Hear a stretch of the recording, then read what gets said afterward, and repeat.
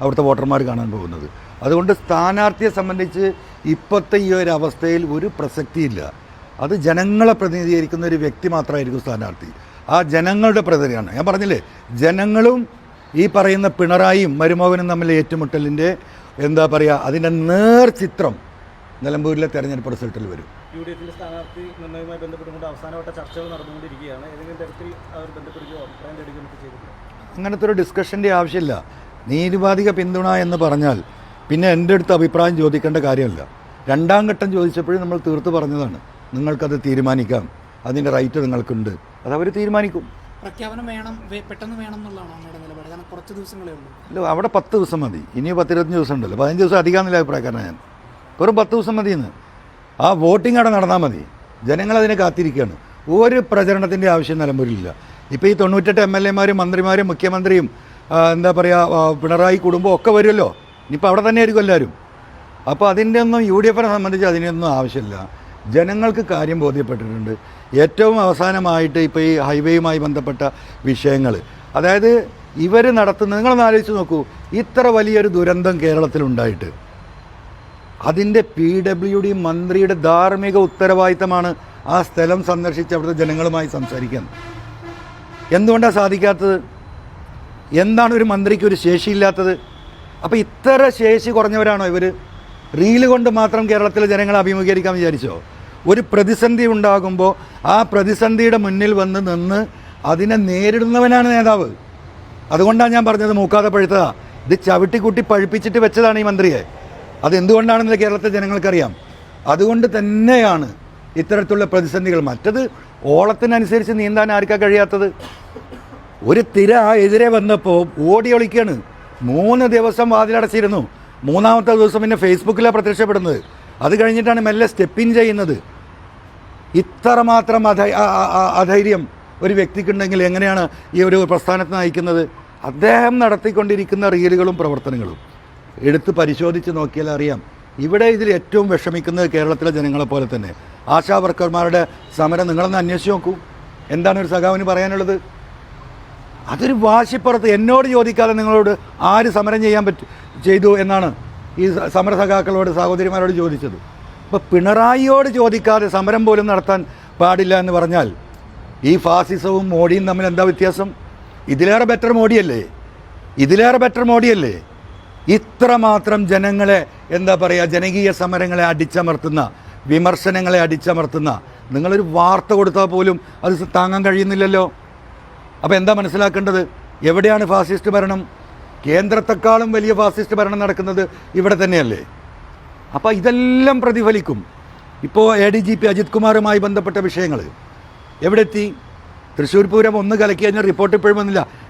കഴിഞ്ഞൊരു വർഷം കഴിഞ്ഞ് പൂരം കഴിഞ്ഞു. ഇവിടുത്തെ PV Anwar മാത്രമല്ലല്ലോ പറഞ്ഞത്, ഇവിടുത്തെ പ്രതിപക്ഷം മാത്രമല്ലല്ലോ പറഞ്ഞത്, ഇവിടുത്തെ LDF ഉൾപ്പെടെ CPI മന്ത്രി ഉൾപ്പെടെ എന്താ പറഞ്ഞത്?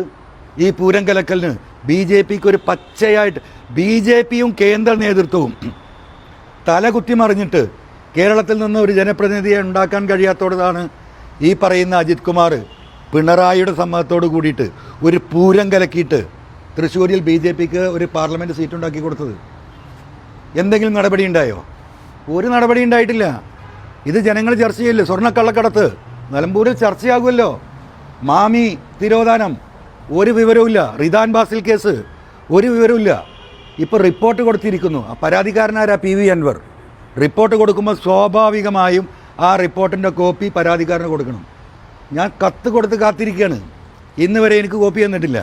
ഇനിയിപ്പോൾ ആ കോപ്പി കിട്ടിയെങ്കിലേ നമുക്ക് ഹൈക്കോടതിയെ സമീപിക്കാൻ സാധിക്കുള്ളൂ, അതിലെ കള്ളത്തരങ്ങൾ ചൂണ്ടിക്കാണിച്ചിട്ട്. ഇന്ന് ഞാൻ എറണാകുളത്ത് വന്ന് നിൽക്കുന്നത് ഇന്നലെ ഇവിടെ വന്ന് 2 കാര്യത്തിനായിരുന്നു. തെരഞ്ഞെടുപ്പുമായി ബന്ധപ്പെട്ട് ഒരു റിട്ട് പെറ്റീഷൻ നാളെ ഇലക്ഷൻ കമ്മീഷനെതിരെ ഫയൽ ചെയ്യാൻ വേണ്ടിയിട്ട് വന്നാണ് ഒന്ന്. രണ്ടാമത് ഈ പറയുന്നത് പോലെ ഇവർ കൊടുത്ത ഈ റിപ്പോർട്ടിൻ്റെ കോപ്പി കിട്ടാൻ ഹൈക്കോടതിയെ സമീപിക്കുകയാണ്. നിങ്ങൾ മനസ്സിലാക്കണം. അപ്പോൾ ഇതൊക്കെ ചർച്ച ചെയ്യപ്പെടും. ഇവർ പറയുന്ന ഈ 4ാം വാർഷികത്തിൻ്റെ എന്താണ് ഒരു പ്രോഗ്രസ് റിപ്പോർട്ടുമായിട്ടാണല്ലോ നിലമ്പൂരിലേക്ക് വരുമെന്ന് പറഞ്ഞത്. ഒന്ന് വരട്ടെ. ജനങ്ങളിത് കണ്ടുകൊണ്ടിരിക്കുകയാണ്. ജനങ്ങൾ പ്രതികരിക്കും, അതിനൊരു തർക്കമില്ല. അത് പിണറായിസത്തിൻ്റെ ഈ പറഞ്ഞതുപോലെ 2026 ആര് ഭരിക്കും എന്നതിൻ്റെ ക്ലിയർ പിക്ചർ, വളരെ ക്രിസ്റ്റൽ ക്ലിയർ പിക്ചർ നിലമ്പൂരിലെ വോട്ടിംഗ് പാറ്റേണിലുണ്ടാവും. മുസ്ലിം മൈനോറിറ്റീസിൻ്റെ ഒരു നിലപാട് എന്തായിരിക്കും? എല്ലാ മൈനോറിറ്റീസും എല്ലാ ഈ പറയുന്ന മേജർ കമ്മ്യൂണിറ്റിയും ഇതൊക്കെ ജനം എന്ന് പറയുന്ന വിഭാഗത്തിലാണ്. വീണ്ടും വീണ്ടും അടിവരയിട്ട് പറയുന്നത് ജനങ്ങളും പിണറായിയും തമ്മിൽ ഏറ്റുമുട്ടലാണ്.